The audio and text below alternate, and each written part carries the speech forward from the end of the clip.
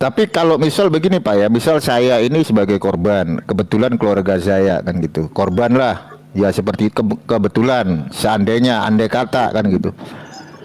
Kalau kita ngikutin sisi teologis kan, ya gimana ya, mau nggak mau itu kan ajaran mereka gitu loh Pak. Saya coba kembalikan ke sisi teologis kan gitu. Kan sesama Kristen kan gitu, saudara lah kan gitu, juru selamatnya juga satu kan, Yesus Kristus kan gitu. Kan kita ngomong fair-fairan aja Pak, saya udah nggak peduli lagi kalau konten saya ini mau dilaporkan nggak, saya nggak bodo amat kan gitu. Nah kalau secara sisi teologis ada tertulis kan, kasihilah sesamamu manusia, itu andai kata kalau pihak keluarganya itu udahlah, kalau bukan karena Yesus Kristus kan gitu Pak, saya nggak akan pernah maafin kamu. Kalau bukan karena darah Yesus kan gitu harusnya. Gimana Pak?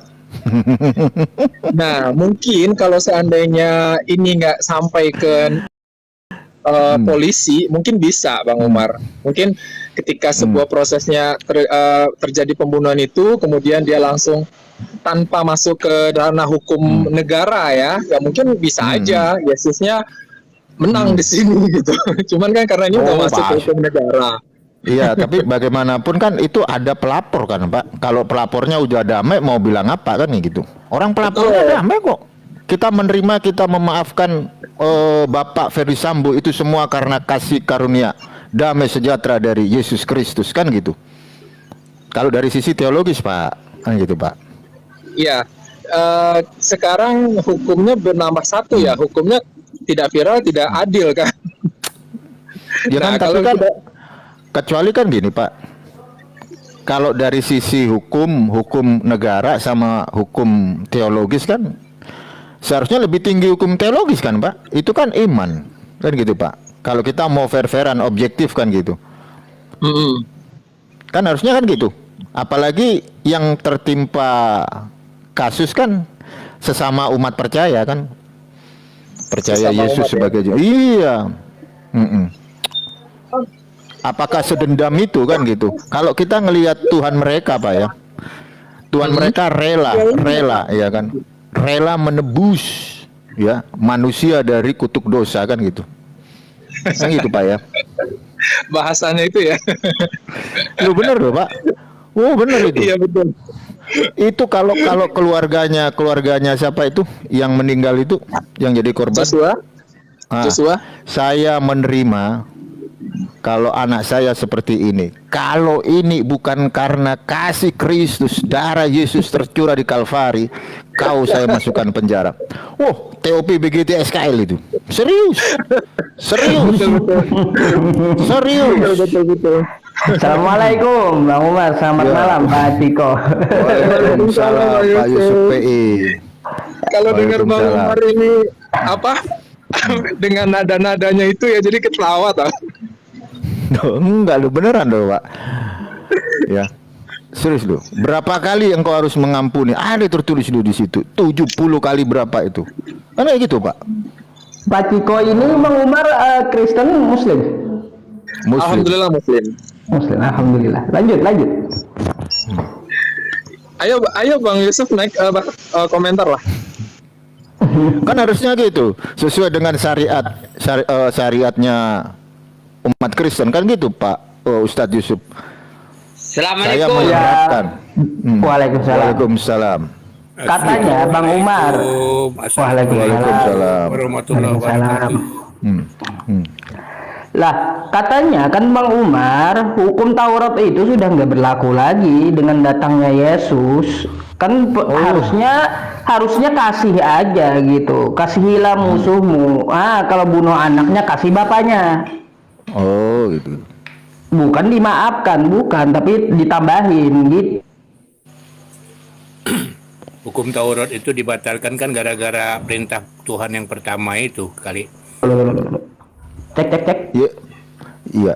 Yesus aja rela loh Pak. Yesus itu rela, dia disalib demi manusia, demi dosa manusia dia rela disalib. Ini sesama Kristen kan gitu. Masalah nyawa ini. Coba kalau itu Yesus Kristus datang, bayangin coba. Sujud mereka, serius sujud mereka. Apakah engkau tidak bisa mengampuni dia yang bersalah kepadamu? Kan gitu. Ini gue balikkan dalam sisi teologis mereka. Kenapa? Ini banyak channel-channel oten yang nggak berani membahas tentang kasus FS. Iya. Serius. Nggak ada yang berani berbicara dari sisi teologis. Coba kalau itu tersangkanya umat Isa, udahlah digorenglah kita. benar. Digorenglah kita. Tidak juga Pak Umar. Jadi teman-teman, secara teologis memang itu apa yang dikatakan Pak Umar pasti itu berkontradiksi. Berkontradiksi dengan apa, Pak? Kontradiksi dengan hukum kasih Yesus itu atau pengampunan itu. Loh, enggak, Pak. Kasihilah sesamamu manusia seperti engkau mengasihi dirimu sendiri. Ada tertulis, Yesus bilang, kasihilah dan bencilah musuhmu, kan gitu. Tetapi Yesus bilang, kasihilah sesamamu manusia seperti engkau mengasihi dirimu sendiri, kan gitu. Kita umat Kristen disuruh mengasihi, walaupun dia bersalah berulang kali ya, mengampuni dan mengampuni. Ini gue balikin ini sama mereka ini. Iya benar Pak Umar. Pak Umar itu tidak salah apa yang dikatakan. Cuma secara teologis memang hal itu memang kita tidak bisa terapkan istilahnya karena kita berlandaskan dengan hukum Indonesia. Kecuali di sini kita memiliki syariat Kristen. Nah itu yang kalau kita tidak melakukan itu ya kita berkontradiksi. Tapi kan yang nggak terima kan itunya, Pak, dari pihak keluarganya, Pak. Misal kalau pihak keluarganya melihat dari sisi teologis, ya udahlah, mungkin ini cobaan dari Tuhan, kan gitu. Misal ini, Pak, kalau ngikutin narasi yang di Alkitab, Pak, ya, oh mungkin ini cobaan dari Tuhan, kan gitu. Tuhan nggak akan pernah mencobai manusia melampaui batas kemampuan manusia, kan gitu. Ada bertulis loh, Pak. Kemungkinan kita, gini, Pak. Kemungkinan gini, Pak Umar. Pemikiran ayah ibu dari Pak Yosua almarhum itu mungkin secara teologis dalam pikiran secara kekristenan itu kelas jemaat. Kelas jemaat. Udahlah gue bilang langsung lah kelas jemaat lah. Hukum kasih itu paling tinggi. Makanya dalam bahasa Ibrani itu fi ahavta. Artinya nih gini Pak Umar, artinya mereka tentunya mempunyai pertimbangan-pertimbangan itu bahwa mereka juga ada sisi kemanusiaannya atau merasa bahwa oh ini adalah ujian kayak gitu. Coba dalam pemikiran mereka. Tetapi karena mereka berada di lingkungan, istilahnya berada di negara Indonesia memiliki tatanan hukum yang mengatur kayak gitu sehingga tentunya mereka menyerahkan ke pihak yang berwenang mengatur hukum Indonesia itu sendiri kayak gitu. Jadi kalau misalnya tidak diambil tindak secara hukum berdasarkan Indonesia ke sistem hukum Indonesia, maka hukum Indonesia itu akan dicap cacat gitu. Karena dia tidak gimana ya? Ya enggak juga sih, Pak. Itu kan tergantung pelapor, Pak. Kalau pelapornya damai, everything is okay, kan gitu. Ya. Damai kok, menerima kok, kan gitu. Karena pelapor menerapkan kasih Kristus, kan gitu. Simple kok, Pak. Iya, cuma kan artinya tidak serta-merta orang itu bisa melakukan itu. Mungkin satu berbanding sekian kayak gitu. Jadi itu akan Bang Umar, bentar. Bang Umar, ya, saya ini putus-putus jaringannya di tempat saya, kadang muncul kadang enggak. Naikkan nih flos aja itu enggak apa-apa. Nanti kalau udah membagus saya naik lagi Bang Umar. Ya, oke. Oke ya. Saya turun dulu. Assalamualaikum semuanya. Waalaikumsalam. Ya. Jadi ya gitulah Bang Umar ya. Jadi kalau misalnya serta-merta kita menerapkan sistem teologis itu tidak berimbang. dengan sistem hukum di Indonesia kayak gitu. Kecuali kita berada di daerah spesialis atau daerah misalnya di Aceh yang memiliki misalnya kayak gitu ya. Berarti nggak bebas dong menjalankan ritual. Kan di Indonesia kan ada tertulis loh Pak, bahwa agama yang diakui bebas menarasikan agama dan kepercayaannya masing-masing kan gitu. Kalau kita ditanya misal kayak Bang Umar nih ya, kenapa Bang Umar tidak memilih pemimpin yang misal ada pemimpin non muslim, kenapa Bang Umar kok nggak memilih? Ya karena saya umat Islam kan gitu. Bukan karena saya politik identitas, enggak, karena saya umat Islam, akidah saya semua ada di Quran dan di hadis, teladan saya baginda Rasulullah. Islam mengajarkan kita tidak diperbolehkan memilih pemimpin yang non Islam kan gitu. Berarti saya menjalankan ritual ibadah saya yang diakui di Indonesia kan gitu. Kan gitu Pak. Ya, itu tidak ada. Salahnya di mana coba? Kalau misal saya melakukan satu ajaran yang ada di Islam, salahnya di mana? Sementara ajaran itu positif. Iya, ajaran itu ya kalau misalnya kita menunggangi agama dengan politik, ya tentu. Bukan Pak, nggak ada Pak. Islam itu basisnya Pak, ada politiknya gitu. Tergantung kita ngelihat konteks kan gitu. Tapi kan kita Makanya kalau gini Pak, kalau orang nggak boleh bicara politik, wah nggak bisa Pak. iya, memang itu kan dalam pemikiran Pak Umar yang berbasis dengan sistem kaidah Muslim kayak gitu. Cuma Iya kembali Pak, lagi harus. negara, ya itu betul. Itu apa yang itu saya setuju bahwa pemikiran itu memang kita tidak bisa membantah. Tapi karena kita berada di dalam lingkungan yang memiliki sistem bukan syariah Muslim yang 100%, tapi ini kan dasar negara kita kan berbeda dengan sistem yang Pak Umar bilang.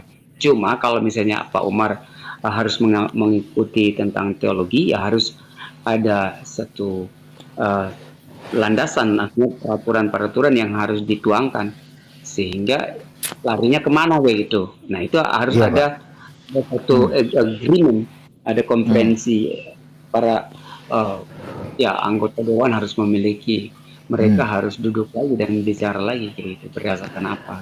Iya, kita kembali lagi ke undang-undang kan Pak. Artinya kita kembali ke undang-undang. Kalau memang Islam itu diakui di Indonesia dan kita diperbolehkan melakukan ibadah serta ajaran kita, ya kita ngikutin kan Pak. Intinya kan di situ.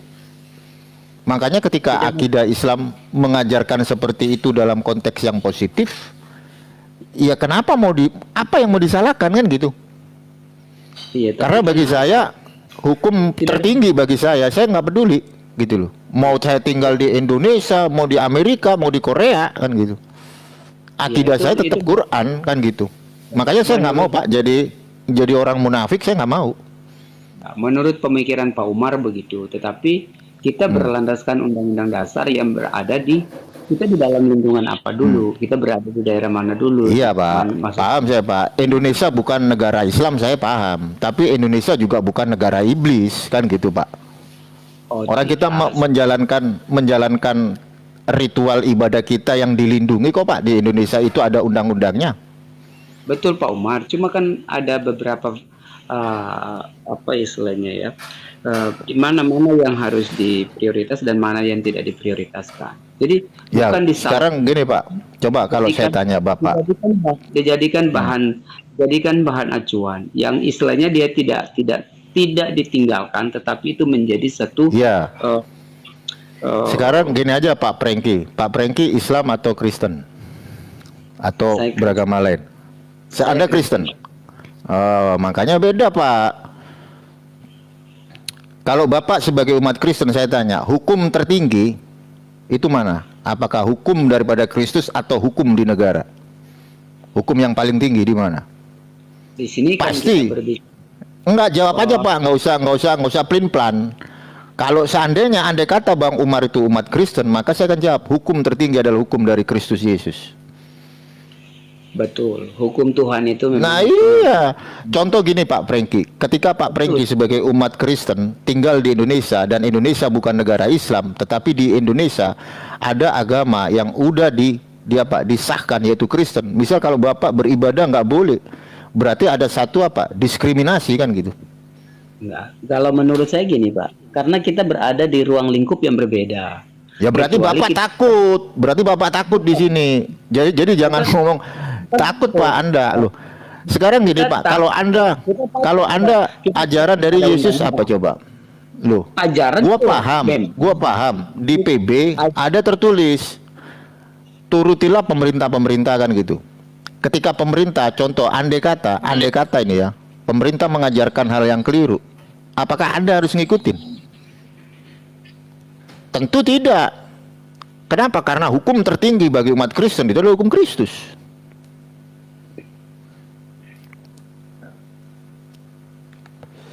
Simple Pak.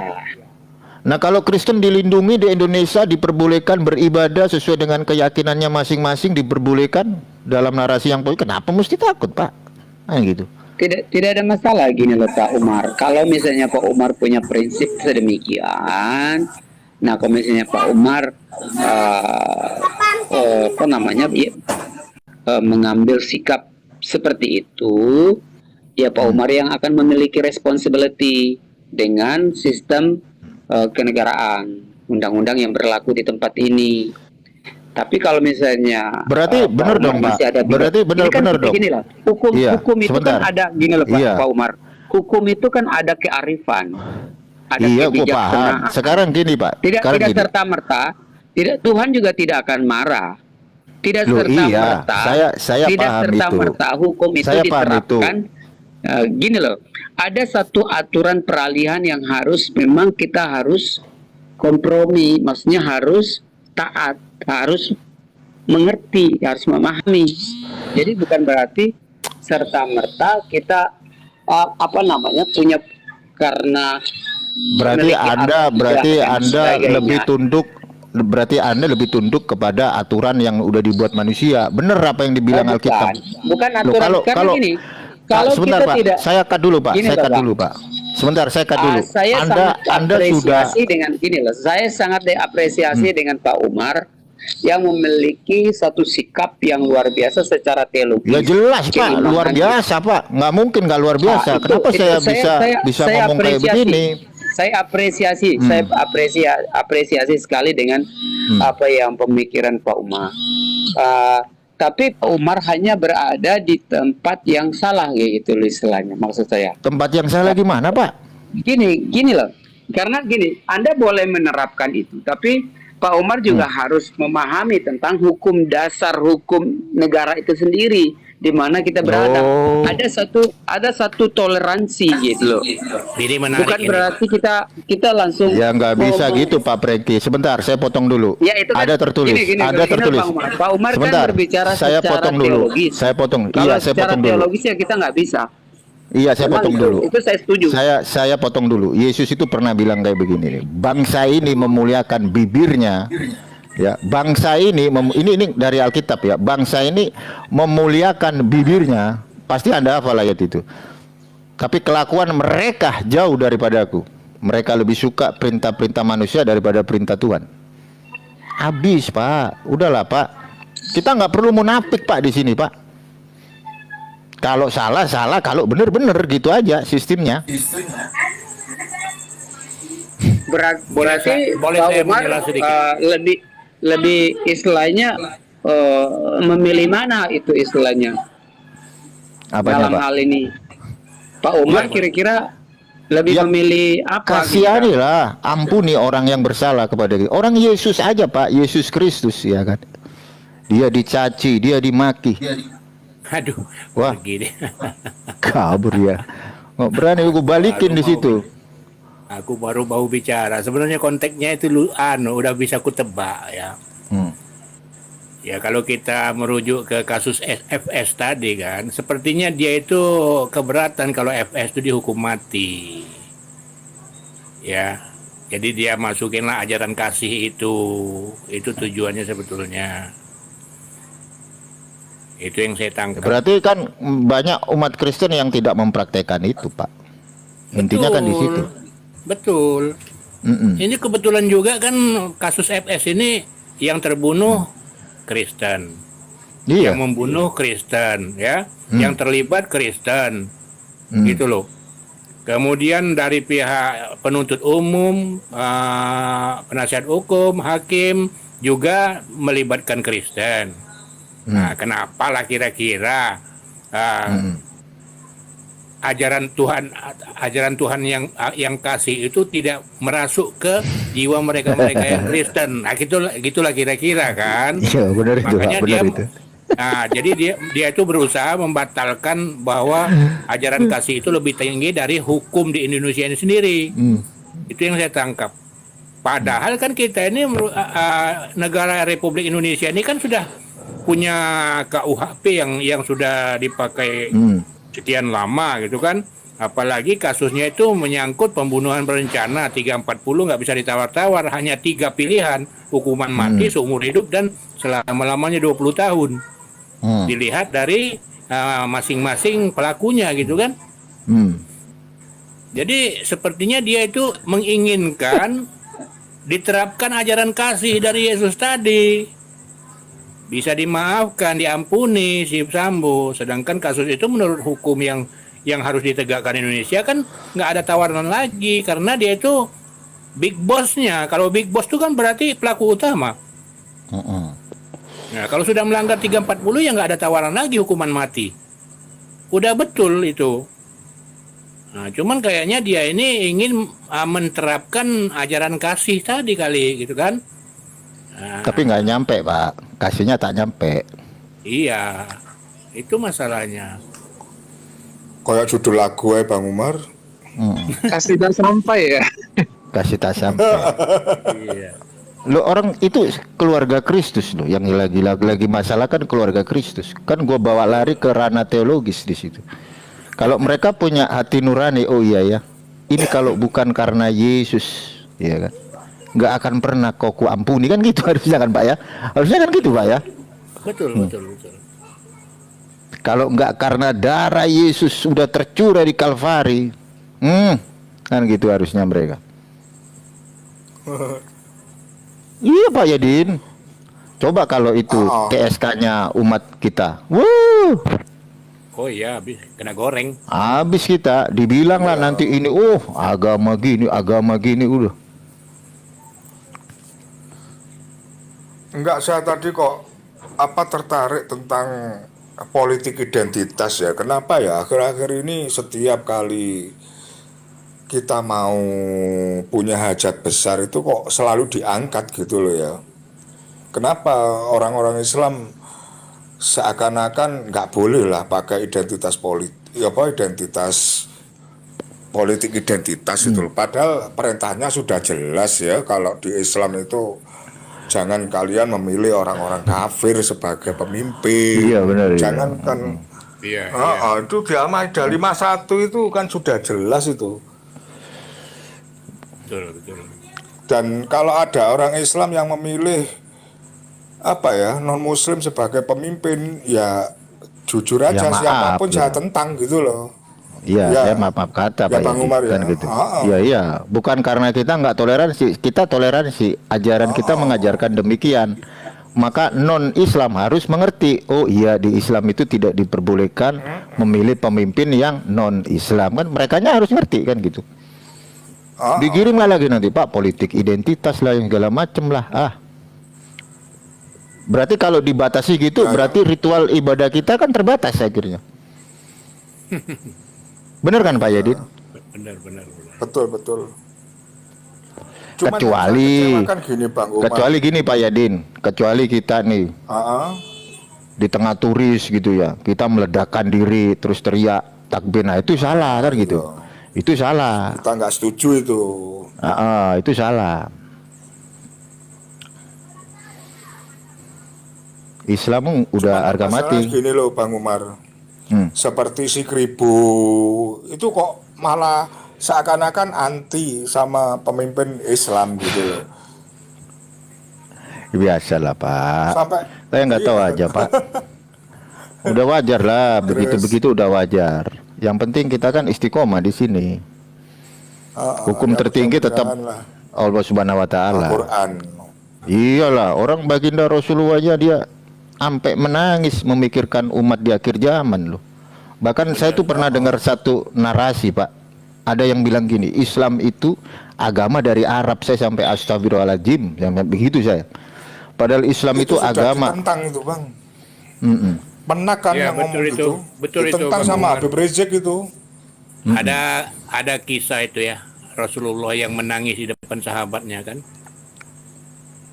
Sampai sahabatnya bertanya, kenapa baginda menangis? Padahal kan kami ini sahabatmu. Aku bukan menangis karena kalian. Aku menangis kepada umat-umatku yang belum pernah ketemu muka denganku nanti. Ya kan? Nah, begitulah Rasulullah itu mencintai umatnya di dunia kan. Yang dipikirkannya umat-umat yang belum muncul yang dipikirkannya. Jadi Tapi betul-betul- Rasulullah itu dalam riwayat juga pernah menjamin gini, Pak. Tidak mungkin umatku itu menjadi seperti umatnya Nabi Isa gitu loh. Itu jaminan Rasulullah.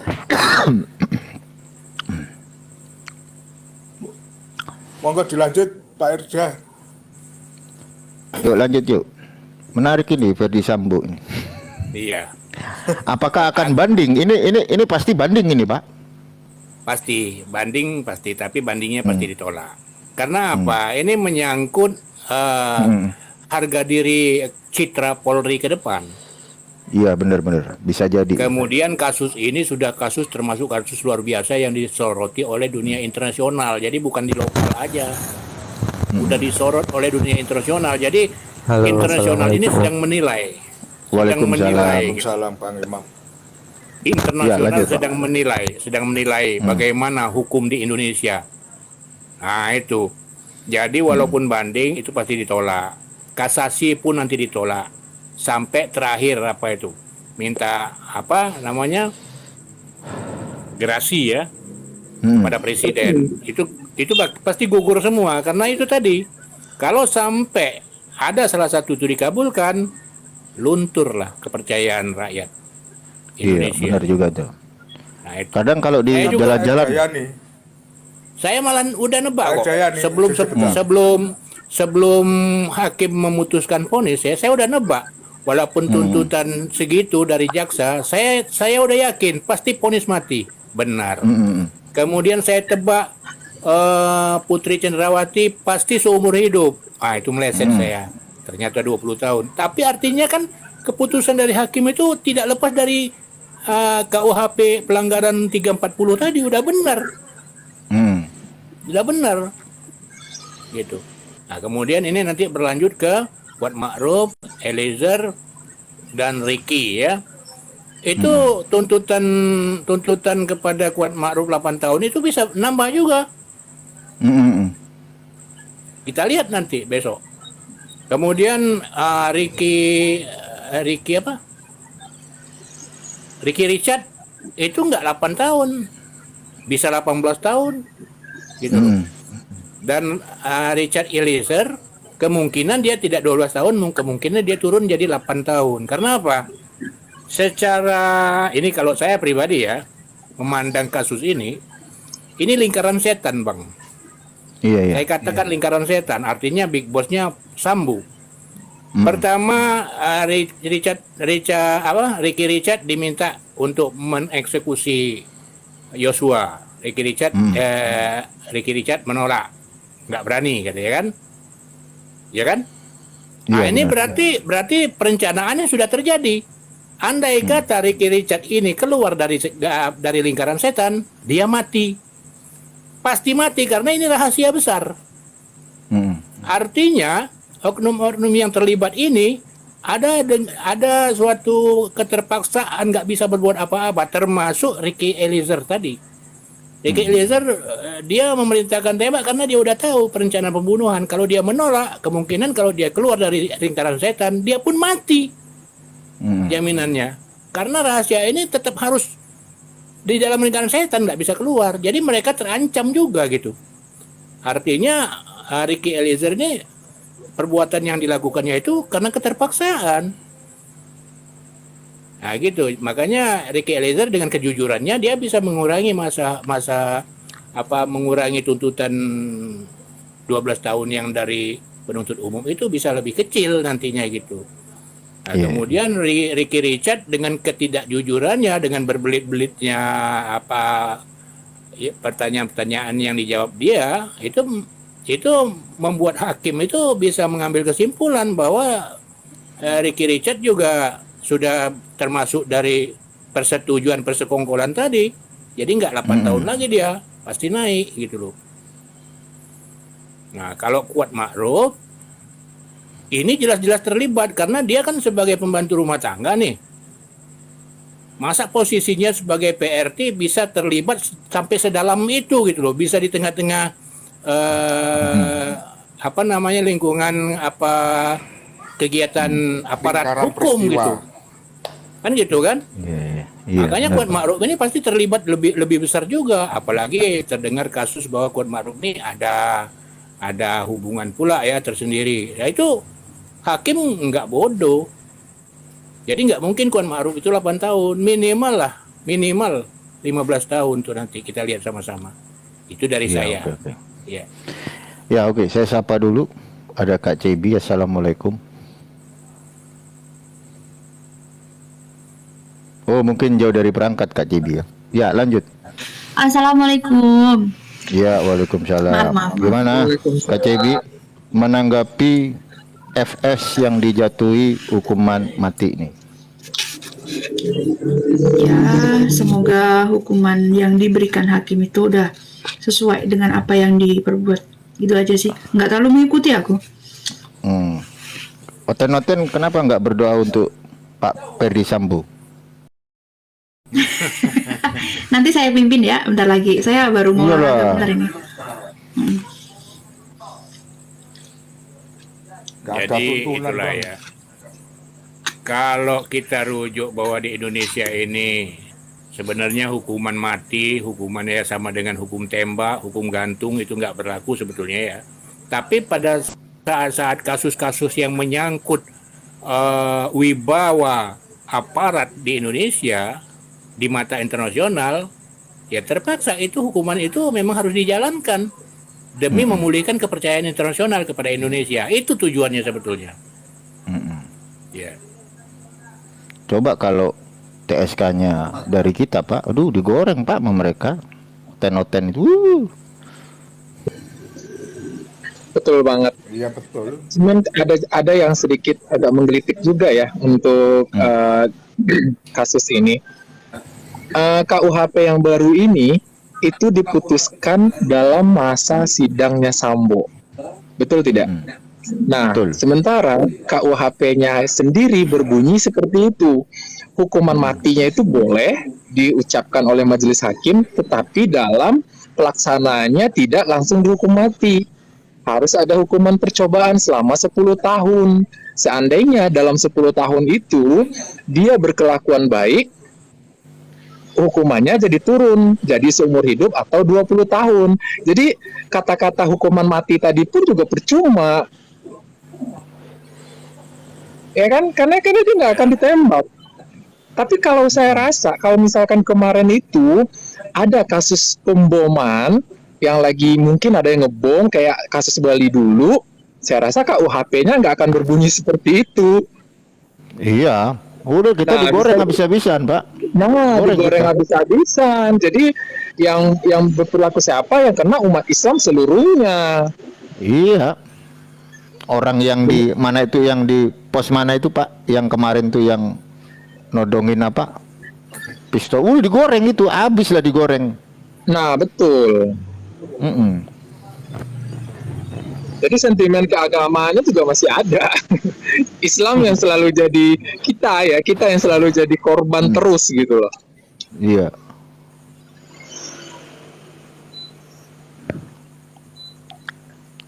Ya saya berdoa buat Pak Ferdi Sambo supaya tetap kuat, semangat kan gitu, bisa introspeksi diri kan gitu Pak ya. Kita sebagai umat Islam kan juga mendoakan kan gitu. Kalau mereka Berarti digoreng-goreng samanya mereka. putusan mati sekarang Jadi ya begini pasti sama ya. aja seumur hidup ya. Paling kan misalkan pun diturun jadi 20 tahun, dia kan umurnya udah berapa sekarang, jadi tetap aja dia meninggal di penjara. Iya. Jadi kasus FS ini kalau bagi saya ini kasus yang super istimewa karena apa? Ini bukan diliput dalam negeri aja. Luar negeri, Pak ya. Internasional juga memantau gitu loh, memantau. Jadi internasional juga ingin mengetahui sampai di mana kekukuhan hukum di Indonesia gitu yang ditegakkan. Nah, jadi ini apa namanya kredibilitas Indonesia juga tentang hukum di mata dunia gitu. Jadi kalau misalnya hukuman mati itu tidak dijalankan sepenuhnya, kepercayaan internasional juga pasti wah repot gitu. Nggak akan utuh lagi pada Indonesia. Jadi ini pertaruhannya memang luar biasa. Jadi saya rasa hukuman mati dengan Verdi Sambo ini memang harus dijalankan, dibuktikan kepada internasional bahwa Indonesia betul-betul konsekuen gitu dengan hukum yang berlaku di Indonesia gitu. Ya kita Loh, Pak, berharapnya tanya seperti ya. itu ya Pak, kalau seandainya hukuman mati ini dijalankan gitu kan, benar-benar Verdi Sambonya itu ditembak mati gitu, itu benar-benar sebuah ya benar istimewa seperti yang Bapak bilang tadi. Tapi kan kenyataannya tidak kan, hukuman mati cuma ada tertulis dan dibacakan majelis hakim, dan kenyataannya nanti paling-paling dia akan jadi seumur hidup gitu. Ya kalau dibilang kenyataan tidak, nggak tahu juga ya karena ini kan prosesnya baru hari ini diputuskan. Dan biasanya orang-orang yang terhukum jadi hukuman mati itu dia tidak seminggu, 2 minggu, sebulan, 2 bulan langsung dihukum mati, nggak juga. Bisa 2-3 tahun kemudian gitu loh. Itu yang terjadi selama ini saya pantau begitu prosesnya. Bukan Pak, bukan. Ini KUHP sekarang itu hukum mati itu memang boleh Pak, tetapi dalam pelaksanaannya tidak boleh dihukum Pak, tidak boleh ditembak, tidak boleh dibunuh itu orang. Kenapa? Karena undang-undang KUHP sekarang itu mengatakan kalau orang yang dihukum mati itu hanya diuji coba, dihukum percobaan dulu selama 10 tahun. Kalau dalam 10 tahun dia berbuat baik, jadi hukumannya jadi seumur hidup atau 20 tahun begitu Pak. Jadi dia nggak akan ditembak Pak, nggak akan dibunuh, walaupun keputusannya nanti sampai PK, sampai Mahkamah Agung, sampai Presiden sekalipun tetap tidak akan ditembak, tetap tidak akan dibunuh. Karena KUHP sekarang itu udah mengatakan seperti itu. KUHP yang baru loh Pak, yang baru diputuskan beberapa bulan yang lalu. Kalau KUHP yang lama, iya boleh ditembak mati, memang dibunuh nanti itu orang. Tapi kalau sekarang tidak. Yang Ya. KUHP yang baru.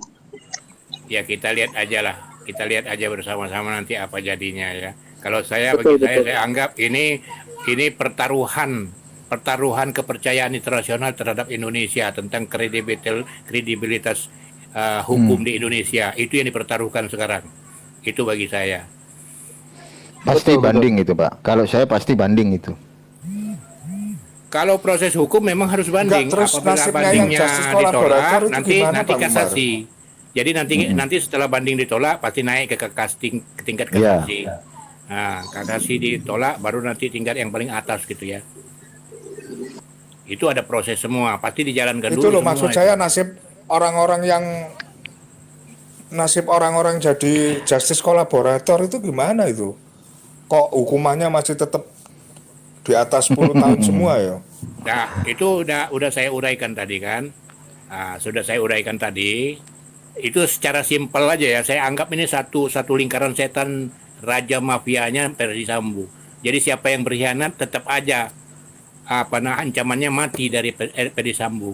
Jadi pelaku-pelaku itu juga dengan keterpaksaan gitu, tidak berdaya istilahnya. Itu hakim nggak buta di masalah itu, dia pasti tahu bisa menangkap. Jadi Eliezer tadi walaupun dia dihukum 12 tahun itu bisa susut malah. Kalau saya tebak sekitar 8 tahun dia nanti kena itu. Gitu. Jadi Gitu ya. hukum yang ditegakkan itu tidak semerta-merta hukum itu harus dijalankan. Kita para penegak hukum juga menilai posisi-posisi yang terlibat itu bagaimana gitu. Dari segi psikologinya ya, dari sisi fungsi jabatannya gitu kan, itu semua dipertimbangkan. Makanya saya bilang Richard Eliezer itu hukumannya nggak akan 12 tahun, bisa susut menjadi 8 tahun lah, itu pilihan saya. Dan kalau Putri Chandrawati kan sudah ketahuan nih dari hukuman 8 tahun menjadi 20 tahun, ya. Nah, kemudian lah. Karena sepanjang persidangan baik jaksa penuntut umum tidak menyimpulkan bahwa ini lingkaran setan gitulah. Artinya yang pelaku penembak ini dalam keadaan terpaksa gitu. Ya, dalam penuh Iya, Pak. ketakutan. Tertekan ya, Pak. Kalau dia lawan perintah, dia mati. Diikuti, dia terlibat. Simalakama jatuhnya gitu. Itu Serba pasti salah, Pak, hakim ya? juga, iya, serba salah. Jadi ini jadi korban juga, sebetulnya dia korban. Richard Eliezer ini korban. Ricky Rizal juga korban. Cuman yang memberatkan dia lagi nanti dia nggak jujur, nggak transparan gitu. Masih berbelit-belit. Nah, itu yang membuat dia memberatkan nanti. Nah, itu.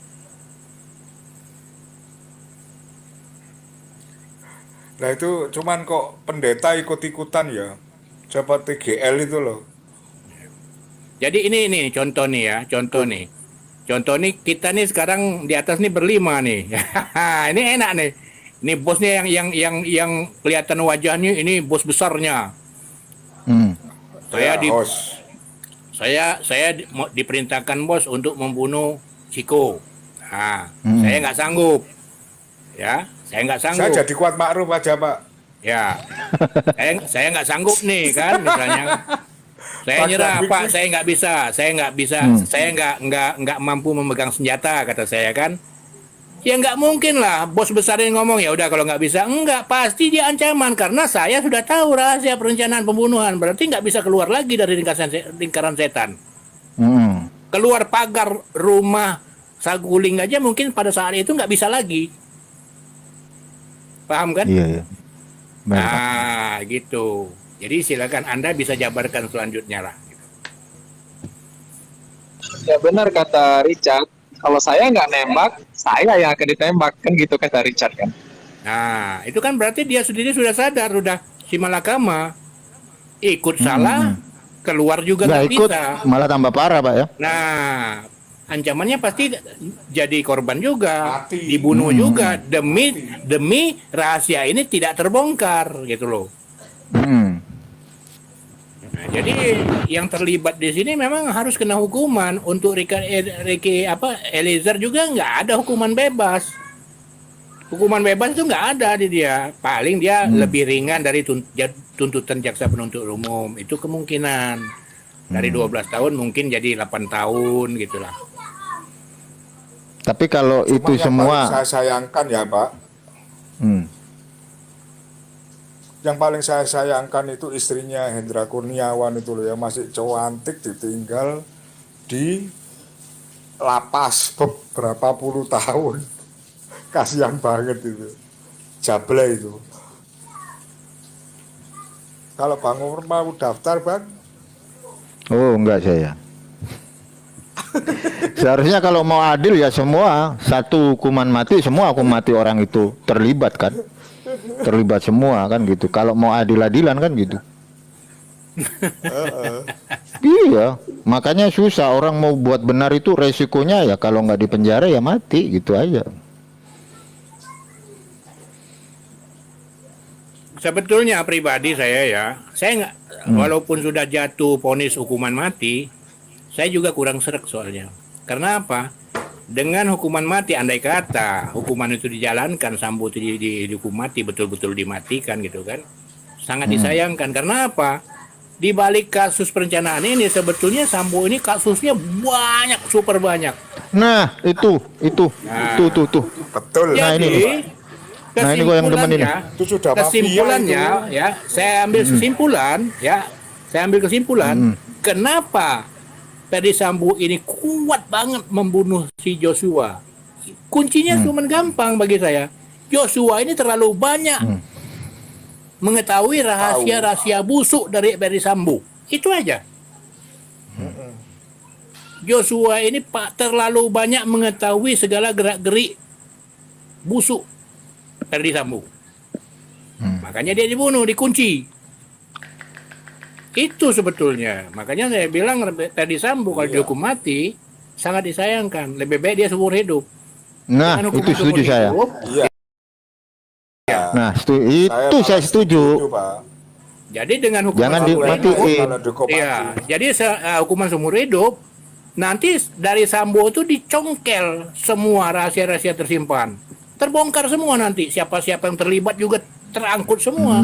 Itu tujuannya. Tapi kalau dia hukuman mati, selesailah.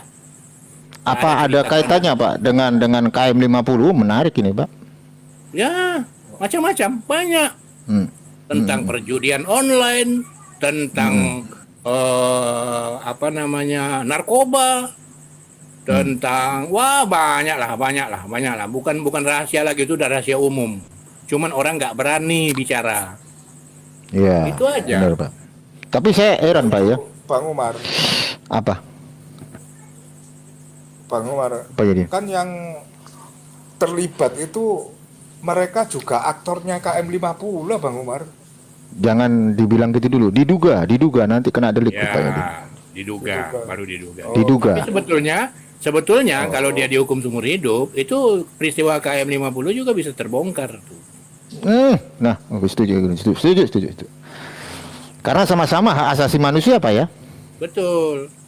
Nah, ini nih. Kalau itu dihukum mati saya nggak setuju. Karena sempat saya dengar sidang,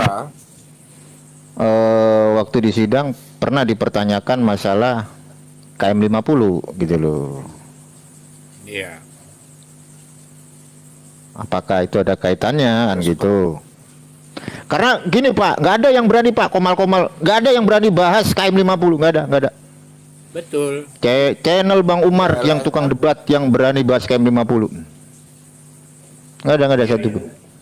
Babe Aldo bahas KM 50. Bang Umar itu bahas tentang itu ya, mempelajari kasus itu kan. Saya pelajari gitu, tapi saya nggak berani ngambil kesimpulan kan gitu.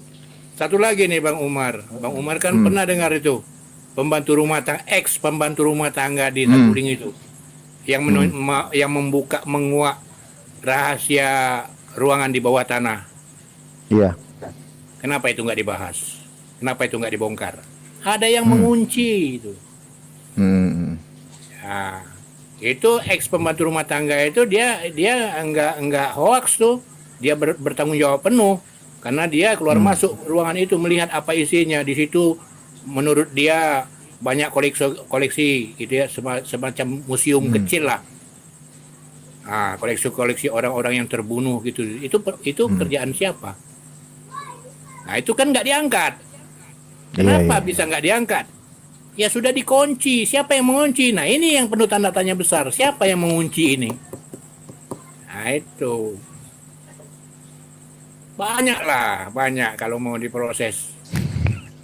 Saya lebih suka dia dihukum seumur hidup aja. Baru bisa kasus terbongkar semua. Tapi untuk KM 50 itu kan tim hukum FPI kan lagi sedang mengumpulkan data. Banyak yang sudah ditemukan ya, kayak CCTV yang hilang-hilang itu sudah ditemukan. Terus mobil yang tertembak itu pun juga sudah ditemukan kan. Jadi ya kita berdoa aja supaya KM 50 ini bisa terbongkar juga.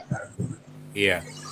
Sebetulnya Rasyid Siddiq juga bebas itu, menurut saya ya, dugaan saya, bebas juga, dia bebas bersyarat. Pasti bebas bersyarat. Artinya kebebasan Rasyid Siddiq itu dia tetap dalam pengawasan penuh gitu. Makanya Rasyid Siddiq sekarang dia lebih banyak memilih diam gitu loh. Paham kan? Iya, karena Habib Rizik memang bebasnya bebas bersyarat karena kan dia hukumannya belum selesai Pak. Jadi baru selesai 2/3, kemudian kan dapat keringanan kan. Tapi kan dia istilahnya jadi tahanan kota, dia nggak bisa keluar kemana-mana. Jadi makanya sama kayak ini ya, sama kayak kalau Habib Rizik. Habib Rizik kan bersyarat juga itu. Dia kan makanya bebas bersyarat itu kan sudah dipertimbangkan. Semua itu kan sudah dalam pertimbangan sehingga dia bisa bebas. Artinya apa-apa yang dituduhkan kepada dia itu nggak kuat gitu loh. Andai kata yang dituduhkan kepada Rashid Subit itu kuat, dia nggak akan bebas, Pak.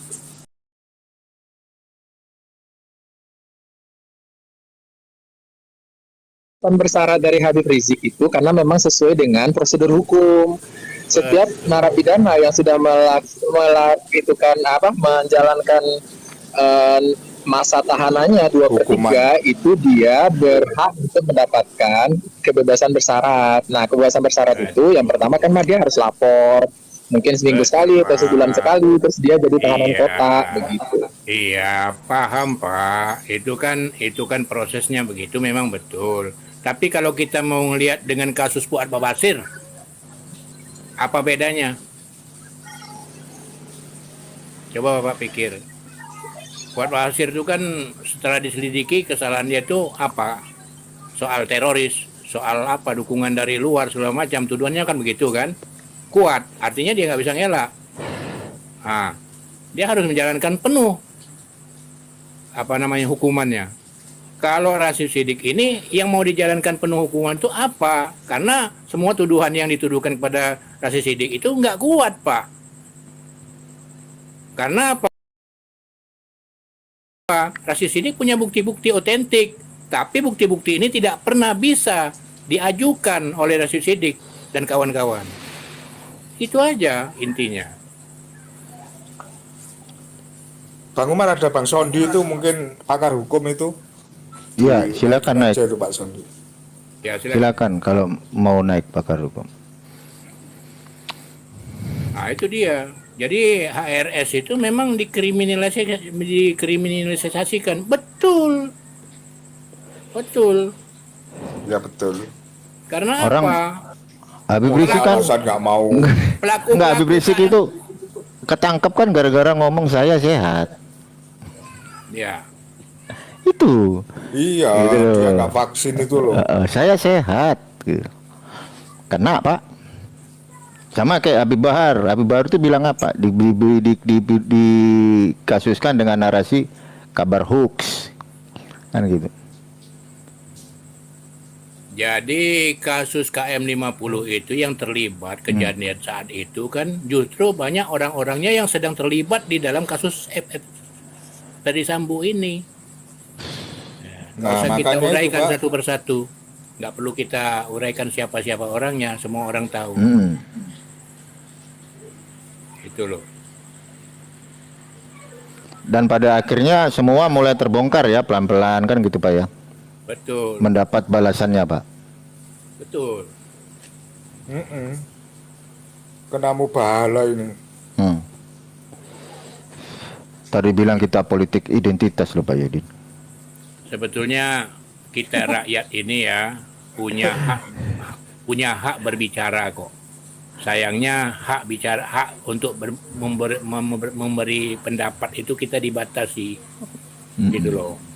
Dengan aturan-aturan yang diatur oleh pemerintah sekarang ini. Itu susahnya. Kalau kita mau bicara bebas, saya ini anak pensiunan purnawirawan ya dari TNI, pejuang gitu. Jadi saya ini anggota anggota organisasi FKPPM. Ya. Nah itu kalau saya mau bicara hati nurani nih ya. Kalau mau rapi lagi Indonesia ini, kita kembalikan dengan zaman ABRI dulu. Artinya itu kepolisian ini masuk barak lagi ke ABRI. Jadi satu panglima aja. Jadi jangan ada dua panglima gitu loh. Baru bisa rapi lagi. Itu bagi saya, pendapat saya, keinginan saya pribadi ya, tidak mewakili siapa-siapa. Itu kira-kira. Ini kan permasalahannya harus ngubah undang-undang, Mbak. Ya. Kenapa? Polri Itu sejak prosesnya pecah, bisa 10 tahun. Polri setelah pecah keluar dari ABRI ya, di situ dia mulai lepas kontrol lah gitu. bermanuver. Ya, kita baca, kita lihat aja situasi ya. Ini bukan hoax nih, kita sama-sama bisa lihat. Peralatan-peralatan persenjataan Polri aja hampir menyamai dengan peralatan senjataan TNI. Kan aneh, sedangkan Polri ini tugasnya untuk mengabdi, mengayomi masyarakat, sedangkan TNI kan untuk membela negara. Seharusnya porsi TNI itu lebih tinggi. Ya, gitu loh. Nah, sekarang peralatan-peralatan persenjataan Polri ini hampir menyamai TNI. Tujuannya apa? Ini tanda tanya besar. Gitu loh. Nah, kalau kita bicara soal anak, waduh, itu udah terlalu jauh ya.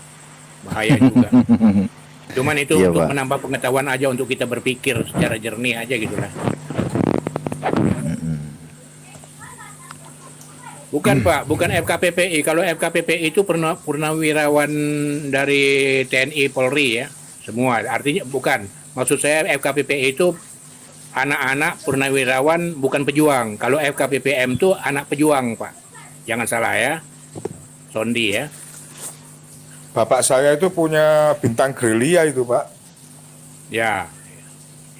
Kalau sudah punya piagam gerilya bapaknya, berarti Anda sebagai anaknya itu ya putra purnawirawan gitu. Iya. Putra purnawirawan pejuang gitu kan. Itu masuknya di FKPPM, Pak, bukan FKPPI. Pemuda Pancamarga, Pak. Beda dengan FKPPI. Tapi lah kalau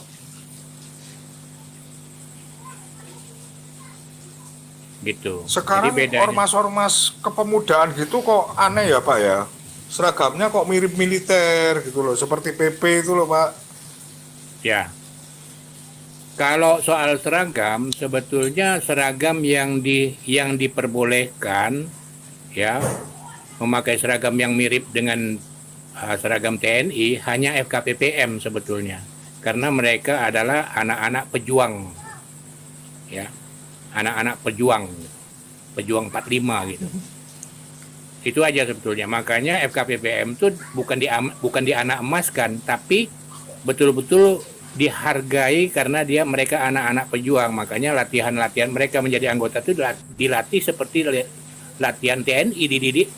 Pelatihannya tuh pelatihan TNI gitu loh. Seperti saya dulu dididik itu di Bali. Gitu loh. Dan FKPPM itu dilarang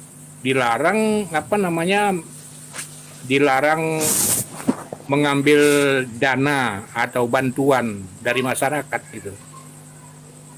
Tidak boleh, tidak diperbolehkan. Kalau ketahuan itu sanksinya boleh ya, Pak ya. Iya. Jadi FKPPM itu misalnya nih ada musibah gempa bumi atau apa ya, seperti di Liwa, di Padang, di Aceh dulu kan, FKPPM itu satu barak dengan TNI, Pak, masuk tidur di dalam barak TNI. Iya. Nah, itu kelebihannya. Kalau FKPPI nggak bisa masuk di barak TNI, beda kan? Gitu, Pak. Jadi kalau FKPPM ini mereka berhak mengangkat senjata apabila diperlukan dalam keadaan darurat. Gitu. Beda dengan FKPPI, mereka nggak boleh memegang senjata. Itu bedanya. Ya, siapa yang baru bergabung? Ada Murid Maha Gaib. Assalamualaikum warahmatullahi wabarakatuh. Waalaikumsalam. Ya. Selamat malam Abang host, terima kasih yang sudah memberikan kesempatan saya bergabung di labnya Abang, dan juga bapak-bapak semua, abang-abang semua, selamat malam. Semoga kehadiran saya tidak mengurangi kehangatan pembicaraan kita malam hari ini. Iya. Menambah kehangatan, Pak. Alhamdulillah. Ya, menarik pembicaraan. Saya boleh berkomentar sedikit tentang pembicaraan Boleh. yang tadi ya. Jadi Oke, boleh. pada dasarnya kita sebagai anak bangsa, pengamat hukum, kebetulan saya juga di Kalimantan Barat, Pontianak, itu salah seorang anggota organisasi pembela masyarakat juga lah ya. Jadi pada dasarnya kita menyambut baiklah dengan vonis yang dijatuhkan kepada Bapak Irjen ya mantan Irjen Verdi Sambo dan juga istrinya.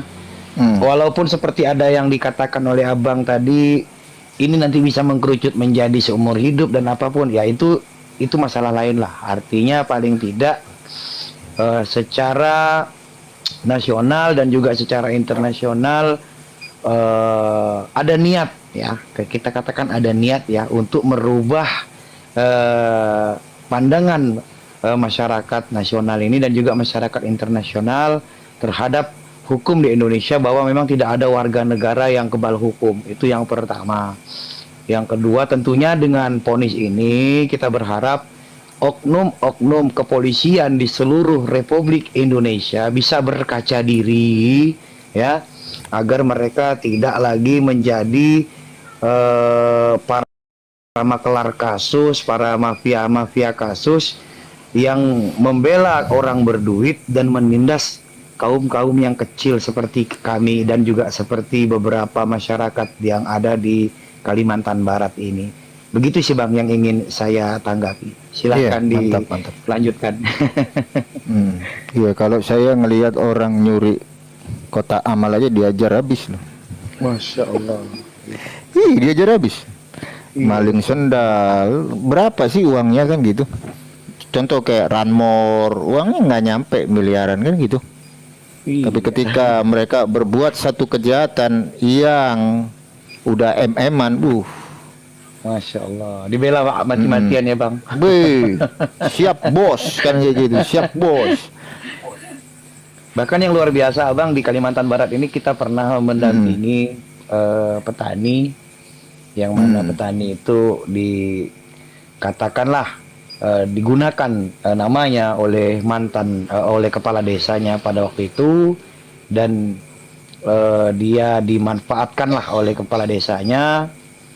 Lalu kami naikkan kasus itu, kami laporkan, bahkan kami sempat ajukan pra peradilan ketika itu ya di salah satu kabupaten di daerah Mempawah. Kami pra peradilkan Polda Kalbar pada waktu itu tahun 2013 ya. Akhirnya ngendap kasusnya setahun. Kemudian 2014 petani yang kami dampingi itu ditangkap lagi, lalu dijadikan tersangka dan ditetapkan atau diponis oleh hakim korupsi ketika itu, Ibu Retno kalau saya tidak salah namanya, itu ditetapkan atau diponis 5 tahun penjara Bang. Itu orang kecil petani Bang. Jadi akhirnya karena mengalami tekanan psikis yang luar biasa, bahkan ketika di dalam penjara kami juga tidak boleh berjumpa ya, akhirnya beliau meninggal dengan status dia menjadi terponis atau terpidana dengan pidana 5 tahun penjara ketika itu. Itu salah satu kasus yang kami pernah dampingi. Dan itu memang jelas Bang, masyarakat yang benar-benar dijadikan korban untuk kepentingan pihak-pihak tertentu, dan yang melakukan itu adalah oknum-oknum aparat di jajaran Polda Kalbar ketika itu. Dan itu sudah kita laporkan juga ke Propam. Alhamdulillah hasilnya nggak ada. Coba kasusnya, kalau kasusnya 1,5 T, wih. Masya Allah. Gitu. Ya, kasusnya tadi saya katakan Bang, vonis Pak Irjen Sambo ini dan mantan istrinya, dan mudah-mudahan besok itu kita saksikan lagi 2 orang lagi. Ini walaupun memang ada kemungkinan seperti yang ada Abang tadi menyampaikan toh, ada bisa nanti mungkin berkelakuan baik lalu menjadi seumur hidup atau 20 tahun, ya nggak apa-apa lah.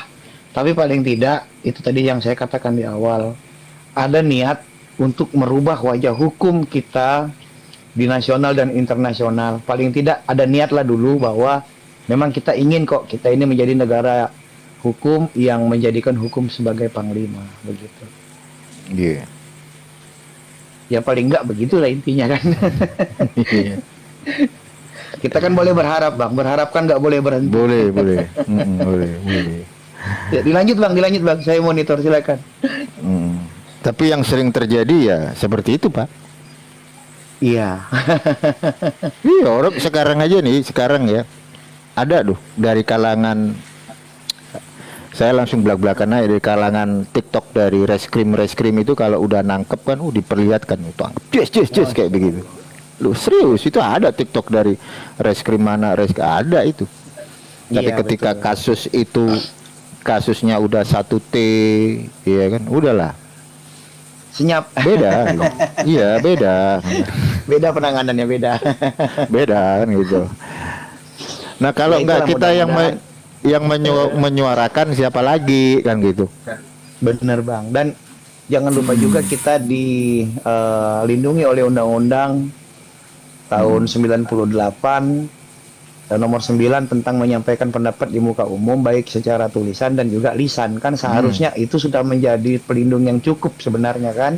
Iya. Tapi memang di Indonesia ini banyak undang-undang karet sih Bang, dibikin untuk kepentingan penguasa. Ya bisa.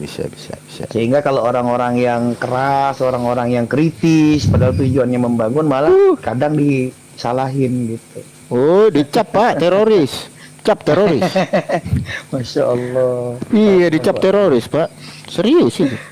Bahkan Makanya saya kita butuh orang-orang seperti Bang Umar ini sebenarnya.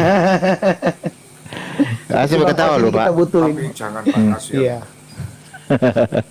Kita butuh orang-orang seperti Bang Os ini yang berani menyatakan yang benar itu benar, yang salah itu Iya salah. Pak. Gitu. Paling resikonya kalau nggak dipenjara ya mati lah Pak, itu resikonya. Masya Allah. Ya itu jangan itu Bang. Loh kok jangan? Kan Islam itu mengajarkan amar ma'ruf nahi mungkar kan gitu. Nahi mungkar, Jadi benar. percuma kalau kita beragama Islam kita nggak menegakkan itu ya buat apa kan gitu. Orang baginda Rasulullah aja dia berjuang loh. Sampai pipinya tertusuk itu dari kiri tembus ke kanan. Bayangin. Ya resikonya kalau nggak mati ya dibunuh. Makanya kadang saya berpikir begini ya. Andai kata Khalifah kedua dari Islam itu hadir di era sekarang, udah Masya Allah. ngeri ya. Umar bin Khattab itu. Wih. Tapi kan rata-rata sekarang itu ya Bang ya. iya, saya Masya Allah. sangat terinspirasi di situ. Banyak yang sekarang kan cari aman, Pak. Cari aman kan gitu. Benar. Bukan seperti itu maksudku Bang Umar. Gini loh ya, kita itu melakukan amar ma'ruf nahi mungkar, tapi juga dengan cara yang ma'ruf gitu loh, ya. Ya. Iya Maksudnya pasti. begini, Pasti Pak Yadi. kita tetap di rel gitu loh, jangan sampai Iya, benar. out Keluar of the dari track rel. gitu loh. Yang saya takut, yang saya maksudkan itu jangan sampai seperti Bang Umar itu seperti itu. Gitu loh. Enggak lah, tenang aja lah. Masalahnya lo enggak Bang Umar, ini banyak yang mantau ini gitu loh. Beberapa Dari hari dulu kan saya kan dipantau. itu Dari dulu. Mereka kan nunggu saya kepleset. Masya Allah. Jadi saya dengar sendiri nih dari oknumnya ini gitu loh. Termasuk Bang Yuma itu sudah dipantau itu. Tenang aja lah. Nunggu keplesetnya aja. Maaf Bang Umar sama bapak-bapak yang lain, saya mohon turun sebentar, turun dulu, soalnya mau pulang ke rumah dulu nih. Oke, siap. Oke, Thank you. jadi satu contoh. Assalamualaikum. Waalaikumsalam. Warahmatullahi wabarakatuh. Yang penting dalam koridor aja. Dalam koridor santai lah.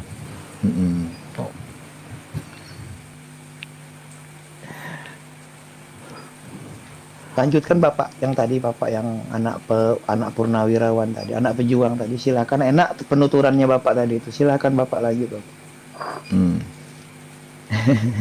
Ya kalau nggak kita yang menyuarakan. Sementara lanjut dulu, saya tadi sempat ninggalin karena saya ngontrol anak ngaji nih. Ya. Silakan lanjut dulu. Sebentar. Makanya banyak sekarang itu orang yang cari aman banyak.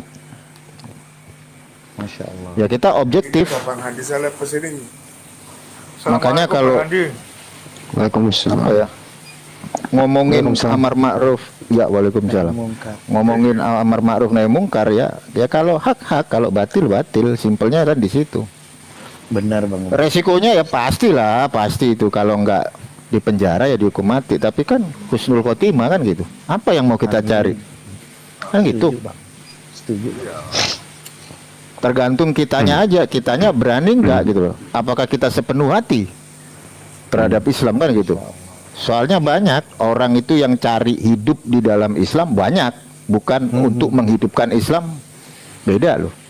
Allah Betul. Karim, Masya Allah. Betul. Saya juga sedang dipantau nih. Iya Bang Andi, betul itu. Ada itu. Tadi di bawah itu ada. Saya lihat itu akunnya itu. Saya kalau Komal. Tapi kalau yang mantau saya sih ini Bang Andi. ibu-ibu yang mantau saya. Wah, parah itu. Itu udah beda tuh pantauannya, Bang. Kalau bagi saya yang menarik ya, yang menarik dari kasus Ferdy Sambo ini ya, polisi menembak polisi di dalam rumah polisi, kan, diadili oleh polisi. Kemudian tambahannya ini sidang khusus Oten yang tertuduh Nah, itu dia. Oten yang Nah, itu. yang apa namanya menuntut Oten, yang membela Oten, yang memutuskan Oten mayoritas itu. Jadi dunia Oten lah kira-kira gitu. Itu dari saya. Coba kalau itu saya yang kena Pak, kalau saya yang kena sebagai umat, digoreng lah. Agama yang gini lah, yang gitulah, pasti itu pasti. Gimana Bang Handi? Itu menurut saya, entah kalau menurut Bang Handi ini. Sebenarnya kalau fenomena yang berkembang sekarang ini banyak orang yang tersenggol hatinya dengan data dan fakta, tapi mereka merasa itu disolimi atau merasa mereka dipitnah, merasa mereka dihujat. Jadi berbeda fakta hukumnya dengan perasaan itu nggak bisa disatukan, gitu ya. Jadi mereka ini cenderung kalau mau berbicara masalah hukum bahwa Bang Juma atau siapapun ini menista, nggak bisa ada bukti karena memang tersakiti dengan data yang ada di internet mereka. Benar. Dari Itu loh. mereka sendiri. Nah, betul sekali. berbeda dengan kita. Mereka itu mendapat sokongan, banyak yang nonton kalau menghujat, memelintir hadis, ya, membaca salah Al-Quran dan seterusnya. Nah ini mudah dibuktikan secara hukum. Kenapa? Karena umat Islam itu Al-Quran itu ada di kepala, satu huruf saja salah kan dia, gitu kan. Apalagi mereka udah sengaja, paham kita, gitu. Nah apa yang dimaksud mereka?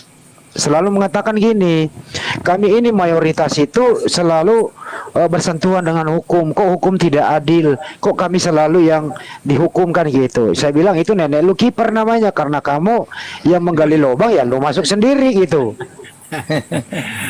Gitu ya. Aku senang dengar kalau sudah dengar nenek lu kiper. Gitu ya. Mereka banyak kok yang melaporkan, Baju mah pernah dilaporkan. Ustadz Abdul Somad pernah dilaporkan. Betul. Banyak. Tapi mereka nggak bisa memenuhi dua alat bukti. Jadi nggak bisa diterusi. Masa polisi paksa sih? Kalau nggak bisa nanti percuma dong dipaksakan. Sampai di pengadilan nanti juga putusannya bebas. Malu dong. Nggak bisa P21 dong kan gitu. Nah mereka ini gampang. Seperti contoh ya. Kemarin ya, yang terakhir nih si Gratia Pelo. Jelas gitu loh. Hadis Al-Qurtubi dia terjemahkan bagaimana Nabi Muhammad SAW dengan Zainab. Dia tambahin bla bla bla bla bla bla bla. 9 bulan kelar dia. Sekarang apa yang terjadi? Udah dilapas kan? Gitu. Iya, di Malang. Gitu, di Malang. Benar. Artinya Ya apa itu. ya? Ayo nyambangi Bang. Bang Umar, ayo nyambangi. Dekat rumahku itu. Lowar. Oh ayo, boleh. Nggak, itu coba yang siapa itu akun kiamat itu coba ngebela tuh, bela no. Kalau narasinya benar. Dia bisanya ngehujat itu, Bang. Ya maksud saya begini juga ya, saudara-saudara kita Muslim nih, ya mohon maaf, tadinya tuh niatnya ingin berdiskusi, ingin mengkanter bahwa kamu jangan menghujat Islam, tapi pada dasarnya dia masuk di situ malah menyelamatkan kiamat. Kenapa? Kalau dia udah berdiskusi ya nggak bisa dijerat hukum. Iya benar. Mestinya biarkan saja dia monolog karena udah terlanjur enak dapat koin. Kayak si Herdi. Jangan coba ditemani ngobrol. Bingung dia. Kalau dia menjual Bible-nya, kalau dia bercengkerama membahas Bible-nya di dalam room-nya, yang nonton paling 2 biji itu pun dibayar. Kenapa? Bagaimana orang mau menonton kalau membahas Yeskel 23:1?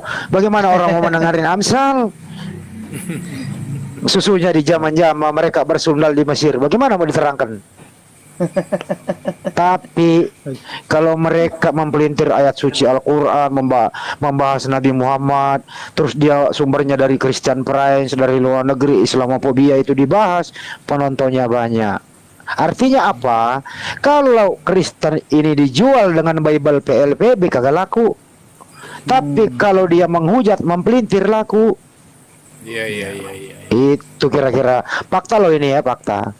Fakta. Mantap. Setuju Bang Bang Andi tanya ya, kalau ngobrol seperti ini Bang Andi, itu bisa nggak Bang Andi? Ya apanya mau? Menyampaikan ayat tadi gitu. Ya enggak lah. Bisa nggak gitu Bang? Ya kok gua Ya udah. Nggak bisa lah. Barang Ini nggak ada tertulis unsur kok, pidana. Bang. Nggak ada unsur pidananya orang diskusi. enggak lah. Kan tertulis Bang. Kecuali enggak Kenapa? tertulis kita bikin-bikin gitu. Oh, kan ada aturannya, dilarang menafsirkan kitab suci orang lain di luar daripada penafsiran pokok. Betul. Tapi kalau kita hanya baca, kita nggak tafsirkan, apanya mau dilapor? Gitu. Tertulisnya begitu. Kecuali kita baca, kita tambah-tambahin, kita eje-eje. Iya. Nah itu baru masuk tuh barang. Kena Seperti penistaan seperti si KC, Bismillah Yesus. Nah itu masuk tuh barang. Alhamdulillahirabbil Iya. Yesus. Betul. Nah gitu. Sudah menyimpang namanya. Menyimpang. Tapi kalau kita baca Amsal 18-19, marilah kita menikmati asmara birahi sampai pagi. Apabila suami tidak ada di rumah, ia sedang keluar kota. Ya siapa mau laporin Andi? Orang datanya ada kok. Benar, ya. Benar Andi, setuju. Atau gini, LAI pembohongan publik, gabrul dalam menerjemah, banyak meminjam istilah-istilah Islam. Siapa yang mau laporin Andi Selebes? Laporin aja, kita buka-bukaan di pengadilan. Kagak berani. Faktanya ada. Malah nanti kalau dilaporin, kata hakim, lu yang gabrul. Kenapa lu terjemahin ke bahasa Indonesia? Kenapa lu pakai bahasa Arab? Iya, benar. Nah, gitu. mantep. Kenapa? Jelas lah, ini kan masalahnya kenapa- orang tangan kanannya Bang Zuma ini kalau Bang Andi ini. Kenapa nggak nyebut, bukan contohnya, kenapa nggak nyebut Biblos aja atau Bible aja? Kenapa harus pakai Alkitab? Assalamualaikum. Terima kasih Bang Umar telah dikasih kesempatan untuk naik. Ini saya mau nanya ke Bang Andi sekalian nih. Bang Andi kan mengenai hukum ya, tahu agak Enggak, aku bukan sarjana hukum. Yang di bawah tuh ada Bang Sondi tuh. Guru ya, dokter nah, hukum gini tuh. Bang Andi. Gak apa-apa, tanya aja Bang. Kalau bisa dijawab, Iya. jawab dengan Ya, tanya silakan aja ya ya. di sini. Bang Andi, kalau ada ya mungkin ya, ini kita nggak bicara oknum ya Pak Andi. Ini kan sesama. Halo. Iya. Iya. Ayo Bang. Benar Pak. Halo, Benar, Pak ini kan Royal. misalkan sesama seagama lah ya Bang ya. Udah gitu kan di dalam ajaran agamanya itu ada ajarannya untuk memaafkan seseorang gitu kan. Nah, untuk kasus di luar negeri sana, kalau kan ada tuh yang seorang yang dimaafin oleh seorang ibu tuh yang muslim yang ngebunuh anaknya tuh Bang tuh ada di beritanya. Nah itu untuk putusan hakim bisa berkurang atau gimana Bang Andi? Maksudnya proses apa sih? Kan Ya, kalau pembunuhan kan kalau si itunya pembunuhan kan dipidana mati nih. Oh, yang dari pihak Sambo. korbannya kan memaafkan. Sambo sama Putri Kan Chandra. ada di luar negeri Bang Andi. Oh itu. Dia kasih contoh. Oh itu. kalau yang namanya hukum itu kalau di Indonesia ya yang namanya pembunuhan itu kan ada ya berlapis kan, ada 340-nya, ada tiga apa ya biasanya tiga maksudnya 338-nya. Nah, paling rendah itu pembunuhan itu 15 sampai 15-20 seumur hidup hukuman mati. Ya, kalaupun keluarga korban sudah memaafkan, proses hukumnya ya nggak bisa hilang, Pak. tetap jalan ya. Tetap jalan. Jurisprudensialnya itu permasalahan. Betul.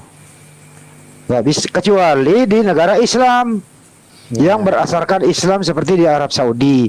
Bisa aja orang membunuh. Saya misalnya membunuh nih, saya dihukum mati. Hanya satu yang bisa menyelamatkan saya dari keluarga korban. Ada hukum. Kalau dia, kalau keluarga korban mengatakan saya memaafkan dia, tapi dia harus bayar sekian, saya sanggup bayar, saya bisa bebas. Ya, karena negara Arab Saudi kan ada negara kerajaan.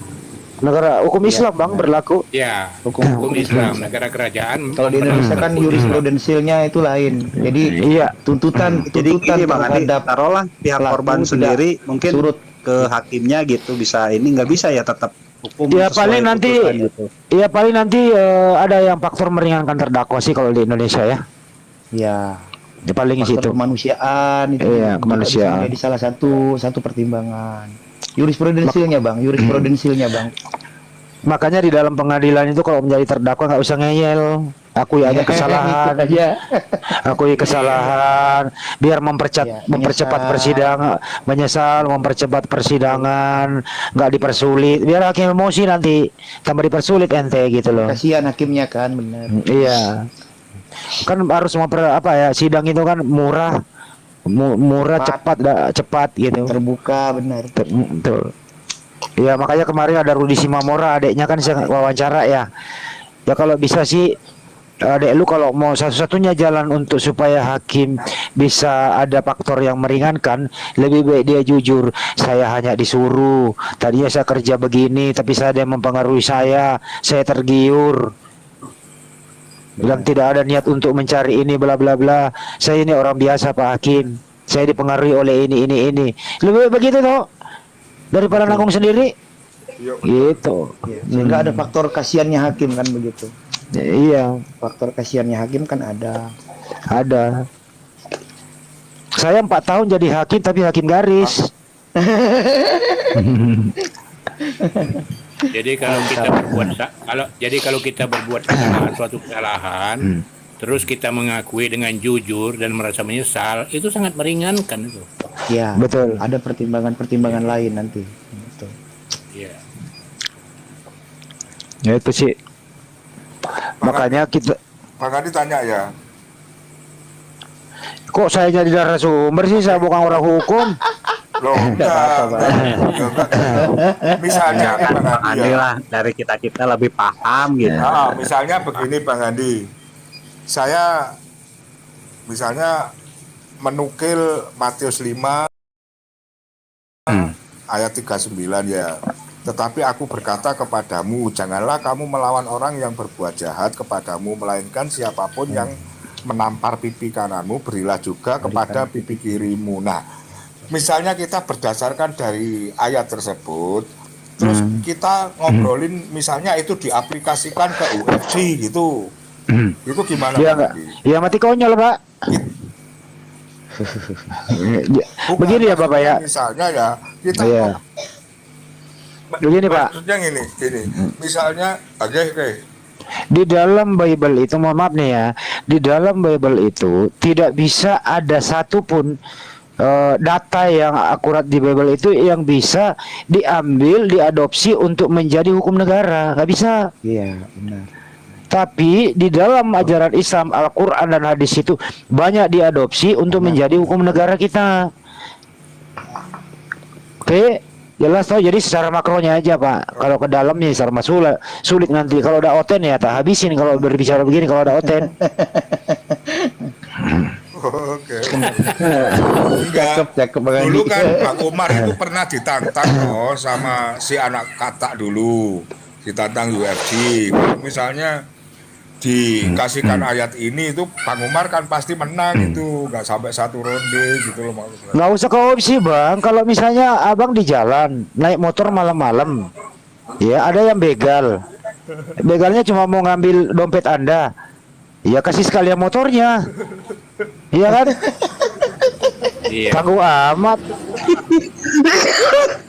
Jadi kalau ada perampok masuk rumah, bikinin kopi ya bang ya. Kasusnya kan Iya. kasus pelanggarannya kan tetap sama. Dia nggak bisa dihukum, nggak bisa pak, tidak ada hukum di dalam begitu, nggak ada. Kan kasih pipi kiri, kasih tampar pipi kiri, kasih pipi kanan, kasih hilang musuhmu. Bukannya begal itu musuh. Ya kan musuh harus dikasih pak, kasih semua. Oh iya betul. Jadi kalau diminta Enggak, dompet dulu yang kasih saya motor ya. sayangkan itu Bang Umar Kiasan, Bang kenapa Andi nggak itu. nerima tantangan gitu. Alegoris. Coba Hukum Bang kasih. Umar dulu nerima tantangan dari si anak katak gitu kan asik gitu loh. Enggak Tunjukkan lah. ayat ini, Bang Umar tinggal gebukin aja gitu loh. Coba kalau kita dalam keadaan wajib militer semua nih ya, ada negara lain mengambil sejengkal tanah kita nih, Tanah. ya, kayak tanah NKRI harga mati gitu ya. Mereka ini pakai hukum kasih. Bagaimana kira-kira hukum kasih dipakai dalam peperangan? Bisa nggak? Rusak bang. Rusak itu bang. Habis Sekarang tanah ini, diambilin Bang, semua. Sekarang ini yang diterapkan kan hukum kasih Bang Andi. Kasih Indomie. Sekarang ini yang diterapkan loh enggak. Misalnya Wah, bahaya Bang Andi. Nanti Indonesia nggak punya pulau Bang Andi. Semua dikasihin. semua. sudah terjadi kan Pak. Makanya nggak bisa diadopsi lah. Kita minta pekerjaan. Dari situ mana bisa diadopsi menjadi hukum positifnya, kita nggak bisa. Tapi kalau Bang Hadi mau baik-baik dengan saya kasih, kok bisa saya jadikan mantu. Mantap. Kebetulan saya sama Pak Umar masih bujangan. Mau pamit ini. Mau pamit ini Pak Umar ini. Enggak, masih belum. Kondisi udah 90%. 90%. Kalau mau kok naik masalah hukum itu ada Pak Sondi di bawah tuh, beliau doktor no, guru, dosen hukum. Biasanya Pak Heru Iya, naik. Bang Umar, Tumben Pak kali Heru ada nggak ada. lautan yang mau naik, saya turunin aja Bang Umar atau siapapun ya. Saya turunin Belum ada. aja bang, Sondi apa nggak tuh, apa-apa. naik Biar aja. saya nonton di bawah bang Umar. Saya juga tuh terima kasih banyak dikasih kesempatan ngomong sama bang Andi sebentar, mantap ini. Makasih ya Bang. Siap abang, makasih banyak. Assalamualaikum semuanya. Waalaikumsalam warahmatullahi wabarakatuh. Warahmatullahi wabarakatuh. Jadi hukum sama politik itu beda-beda tipis. Hukum bisa dipolitisir, tapi hukum dari produk politik. Ayo bagaimana Anda bisa bermain-main di dalamnya? Ya. Politik bersumber daripada hukum bersumber dari politik. Hukum bisa nggak dipolitisir? Ya bisa. Ayo, Itulah. Contoh. contoh ya. Aduh, nggak enak nih, terlalu ke dalam nggak boleh. Saya nggak mau membuka. Wis aja, wis. Nanti aja tahan Bang Andi kalau ada otot naik. Contoh, Bang Umar. Biasanya suka ada tuh di live chat biasanya.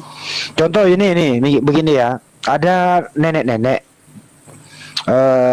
nyolong singkong buat dimakan, gitu ya. Ketawa. Terus ada anak muda nyolong singkong. Berbeda loh cara penerapan hukumnya. Anak muda nyolong singkong, tapi anak muda ini mampu, gitu ya, kuat, gitu ya. Tapi ada nenek-nenek ambil singkong karena dia terpaksa ingin makan. Berbeda cara penanganannya bang. Ya, itu namanya bisa kita menempatkan politik di situ. Artinya strategi menerapkan hukum. Nah kalau ini saya bisa buka. Tapi kalau terlalu jauh ke dalam Contohnya saya itu ada contohnya tuh Bang Handi di Jawa Tengah tuh, nenek-nenek yang ngambil kayu di hutan tuh. Nah itu. Ya. Kan dihukum tuh. Itu ada pengacara di bawah, kasih naik dong Pak Sondi. Nggak muat ini, udah 6. Oh iya. Ya udah kalau mau naik saya turun dulu Bang. Itu Bang Pak Sondi Sondi naik nggak ya. mau. Sambil menunggu Merusak properti orang kan juga nggak boleh itu. yang nggak boleh lah pengrusakan. Silakan Pengrusakan. Bang Sondi naik ya. Saya turun, kita gantian lah ngobrol-ngobrol santai. Buat teman-teman di Pomal, terima kasih banyak atas wawasannya. Assalamualaikum warahmatullahi wabarakatuh. Waalaikumsalam. Makasih ya Pak Indra. Sama-sama. Salam. Merusak pohon itu nggak boleh, merusak pohon. Sekalipun Terdakwa Pak Umar terdakwa kemarin kemana kalau belum masuk? Oh, kemana ya? Udah Nggak pernah pernah nongkrong di sini. Oh, Takut aduh. dia. Makanya Takut jangan dia, Bang Ede. kemarin makanya jangan tahanan luar, dia bisa kabur. Pak Sondi naik dong Bang Sondi. Atau Pak Yan naik Pak Yan.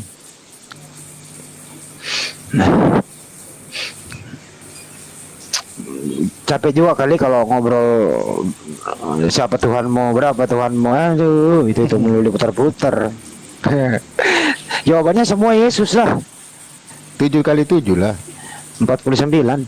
Setuju nggak setuju tetap jalan. Udah amat mah gue pikirin, ini lu kiper kan gitu. Kan gitu. Alhamdulillah.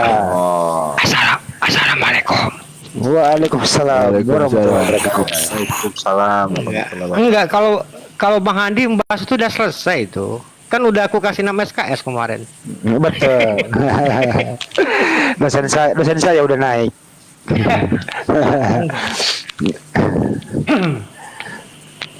Apa nih Bang Cuma Andi diskusi apa disertasinya kita? belum di ACC, Pak. Ini Bang, menurut Abang vonis Sambo bagaimana Bang? Menurut Abang? Cukup adil. Adil. Memang harus demikian. Iya, menurut Pak Karena Andi begini. sudah adil itu. Karena begini, kalau kita bicara segi hukum, nggak enaknya kita orang hukum sih itu kalau orang hukum kena sebuah kasus hukum, sanksi hukumnya lebih berat daripada orang yang tidak mempunyai background hukum. Itu udah pasti itu. Betul. Kenapa? Karena dia dianggap mengerti dan memahami hukum jika dibandingkan dengan orang yang bukan gelar sarjana hukum. Nah, makanya kalau seandainya petinggi-petinggi itu yang backgroundnya hukum, pasti sanksi berat. Contoh nggak usah jauh-jauh itu, yang mantan ketua MK itu, kan hukuman seumur hidup juga kan? Akil Mukhtar. Akil Mukhtar. Gitu. Jadi kalau kasus Sambo ini itu udah, ya kalau kita bicara adil, itu pasti nggak bisa ya, karena sekali lagi hakim itu dia cuma ingin menyampaikan berdasarkan keyakinan. Jadi dalam sebuah persidangan itu yang dicari itu bukan benar salah, tapi antara JPU dan penasihat hukum itu mereka tuh mencari tentang keyakinan hakim. Bagaimana mereka berusaha meyakinkan hakim gitu. JPU berusaha meyakinkan hakim bahwasanya terdakwa ini bersalah. Seorang lawyer berusaha meyakini hakim bahwasanya seorang terdakwa ini tidak bersalah. Jadi sebenarnya tujuan persidangan itu bukan mencari keadilan, tapi bagaimana meyakinkan seorang hakim untuk dia mengambil sebuah putusan. Nah, kasus Ferdi Sambo ini sudah cukup adil. Cukup adil sebenarnya. Kenapa? Karena ini ya karena dia pertama itu penegak hukum, yang kedua dia punya power kekuasaan, apapun bisa dia lakukan, dan ketiga itu ini kan sudah bersifat masif nih Bang Andi, melibatkan banyak orang. Iya betul. Oke. Tapi misalnya Bang Sondi kan masih ada kesempatan hukum 1, 2, 3 langkah lagi dong, banding PK dan PK lagi. Enggak, kalau hukuman mati itu cuma satu Bang, dibanding. Banding doang, Nggak nggak bisa. banding aja. Enggak, paling dia minta remisi dari kepala negara lah. Ini apa? Negara untuk kekurangan hukuman. Yang sebatas itu. Nggak bisa PK kalau hukuman mati. Assalamualaikum warahmatullahi wabarakatuh.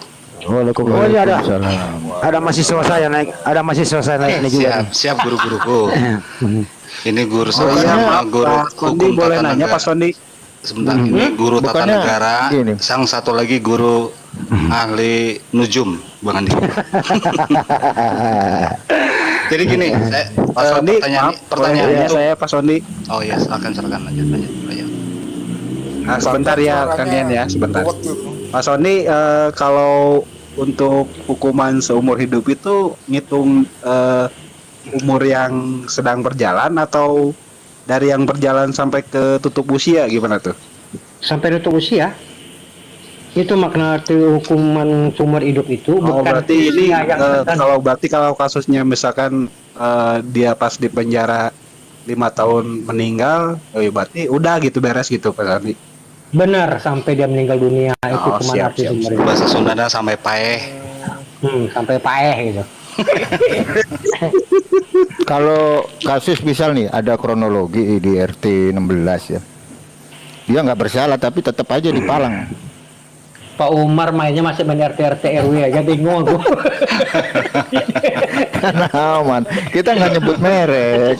Main RT. Masih nih. Nggak apa-apa. Ini kembali pada Pak Sambo dulu ya, supaya kita mencerahkan, udah supaya enggak kemana-mana. Iya, Umar mainnya keluarganya. RT aja bingung aku, RT mana. Dari tadi saya di jalan dengerin aja, di minimarket dengerin aja, pengen naik, ribut lagi di minimarket. Jadi gini, Sambo ini kan putusan tadi ya, baru tadi tanggal 9 ya, putusannya hukuman mati. Apakah langsung hukuman mati? Dieksekusi ya, yang eksekusi pasti jaksa. Penembaknya itu biasanya dari Brimob, ya teman-temannya si Eliezer nantinya. Itu yang pertama. Yang kedua, apakah upaya hukum Sambo ini masih ada? Ada. Itu banding dan kasasi. Biasanya kasasi atau grasi terakhir, permintaan pada presiden baru dicatokkan. Kalau dia pun pakai upaya hukum itu karena hak dia. Tapi jangan salah, kalau tadi saya ngedengar pembicaraannya, apakah harus dibongkar? Bongkar kasusnya Sambo ini sampai dia nanti setelah selesai pembongkaran ini baru dieksekusi. Itu bisa. Contoh, putusan pokok yang sudah diingkrah, hukuman mati misalkan. Nah, naikin tuh money launderingnya si Sambo. Itu akan kemana-mana pasti. Satu, tentang tadi KM 50, ada novum enggak? KM 50. Kalau ada novum, misalkan satu, kalau nggak salah kendaraan ya, naikin. Ini bukan, saya belajar politik sama Dasoni nih. Hukum tata negara pun sama Dasoni. Naikin novumnya itu. Kalau KM 50, itu selesai bang. Pasti akan Novum gitu. itu novum. novum bukti baru ya. Ya betul, novum. Alat bukti baru gitu. Oke ya, Iwan Villa. Nah itu. Jadi tidak sekonyong-konyong hukuman mati langsung dieksekusi, tidak. Dia nunggu apakah memang ada lagi yang lain selain itu gitu. Apakah memang terbukti atau tidak nanti sampai betul-betul dieksekusi. Contoh banyak beberapa hal yang kecil lah masalah hukuman mati. Itu nggak langsung dieksekusi bang. Nanti lama, termasuk teroris kemarin itu bom Bali kan nggak langsung dieksekusi. Jadi kita menunggu dan menunggu. Insya Allah dieksekusi. Begitu ya Iwan Villa. Terima kasih. Lanjut Ngandi. Berarti nggak nyampe 3 hari ya, harus lebih dari 3 hari kayaknya itu. Iya. Terus bangkit lagi gitu maksudnya. Bisa jadi kasusnya maksudnya. Oh iya. Kasusnya bangkit lagi, bisa jadi. Anak orang. Mudah-mudahan nggak kasasi kasus atau nggak orang apa-apa. Nah, kalau nggak kasasi, nggak banding nih. Kasusnya di money launderingnya ya, dari judinya itu dibuka tuh. Mantap itu. Wah, mantap kemana-mana tuh. Sebenarnya lebih bagusnya itu nggak usah dibuka. Dia yang menyatakan itu lebih keren. Ya. Karena dia juga udah ada hukuman hukuman mati juga kok, ngapain harus dibuka-buka? Seharusnya dia, kalau dia bisa membuka itu, otomatis mungkin ada pertimbangan dari presiden dalam kasus dia ini, mungkin bisa jadi hukuman seumur hidup. Karena apa? Karena dia udah membuka jalur sebuah misteri hukum kan, makanya dia disebut di situ obstruction of justice, bisa dikategorikan itu dia. Jadi lebih bagus dia yang mengungkapkan gitu loh. Nah kalau dia mengungkapkan itu seperti yang kata Umar tadi, bisa kemana-mana, termasuk kilometer 50. Karena apa? Di saat kasus kilometer 50 adalah jadi sebagai kabel propam itu. Gak mungkin dia nggak tahu alur cerita itu, nggak mungkin kan? Itu namanya obstruction of justice gitu. Bisa ngurangi ya sebagai bahan pertimbangan presiden lah nanti. Bukan keliru Bang Sodi. Bang Sodi keliru istilahnya. Apa itu? Kolaborator of justice ya? Obstruction Bukan of justice. obstruction of justice, tapi Obstruction. bukan kolaborator. Kalau kolaborator itu orang sipil Pak, tapi kalau obstruction of justice ini dia sebagai penyidik, dia sebagai pelaku di situ gitu loh. Nah, jadi kalau seandainya kolaborator itu dia mengetahui, menyaksikan, tapi itu khusus kepada bukan seorang penyidik gitu loh. Makanya istilah obstruction of justice ini kan baru nih di istilah Sambo ini. Obstruction of justice ini kan dikenakan kepada orang-orang yang terlibat yang dalam penyidikan itu kan, yang mencoba membuang alat bukti, mempengaruhi alat bukti, itu namanya obstruction of justice. Jadi bedanya merubah narasi. Nah, jadi bedanya kalau obstruction of justice ini adalah pernyataan dari si pelaku penyidik yang terlibat di dalam itu. Gitu. Bedanya di situ. Iya. Jadi lebih buka poin di situ, dia cerita semua gitu loh. Masalah ya kan dia kan ketua Satgas kan? Sama kayak kasusnya ini hampir sama Bang Sondi, RT 16 juga ya. Obstruction of justice Michael Severtus. Aku kalau main RT ini si paling sakit kepala aku. itu saling tuduh loh. Itu yang ngebunuh siapa? RT 16 kah RT 2 kan gitu. Michael Severtus. Tapi ini kan sesama RT nih. Nah, iya kan sama ini. Iya sama satu warga mereka. Alhamdulillah. Iya. Jadi yang dibilang Dason itu betul. Makanya yang biasanya yang dibilang tadi Pak Yadin apa ya Pak Yadin? Kolaborator. Itu biasanya di kasus korupsi. Iya, korupsi. Bukan di kasus kriminal umum. Ya. Kalau ini kan kriminal umum. Kriminal umum tuh kalau misalkan, nah ini kayak si Eliezer itu ya termasuk obstruction of justice. Iya. Eliezer ya. Bukan. Gitu. Oke lanjut yang lain.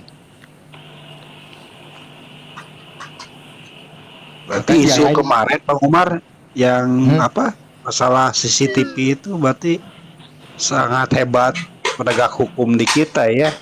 CCTV mati pun bisa ketemu gitu Bang Umar ya. Iya. Tapi sebelumnya kan kena prank satu Indonesia.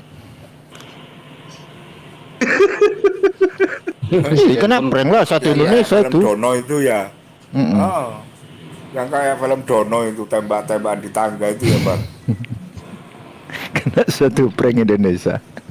Nah itu kan RT 16 kena prank juga kan? Balik lagi ke RT 16. Sebenarnya kasus Sambo ini sudah kasus kemana-mana. Ya artinya perang bintang terjadi di situ dan kemudian jenderal yang paling junior itu kan Sambo.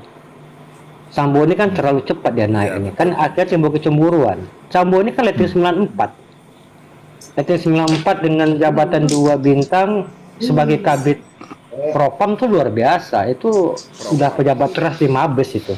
Betul nah, perang bintang di situ. Obstruction of justice itu menghalang-halangi betul. Eliezer kan asalnya menghalang-halangi. Tidak jujur kan. Nah, barulah di situ. Tapi dia sebagai penyidik gak bisa begitu, harus sipil. Begitu. Itulah pencerahan Basondi. Ya siapa ini? Aku, dia, mereka gitu ya.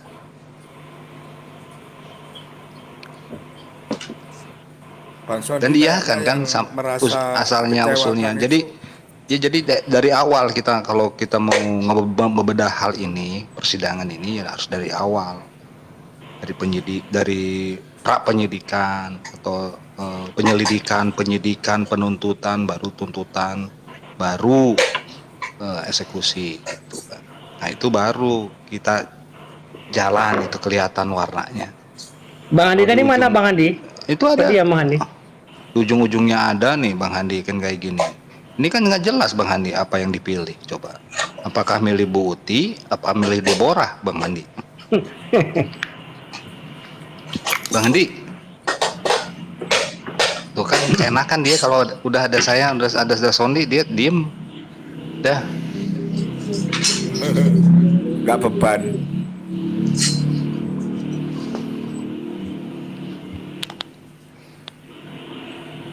Tapi konsili-konsili itu juga bisa masuk dalam kategori obstruction of justice loh.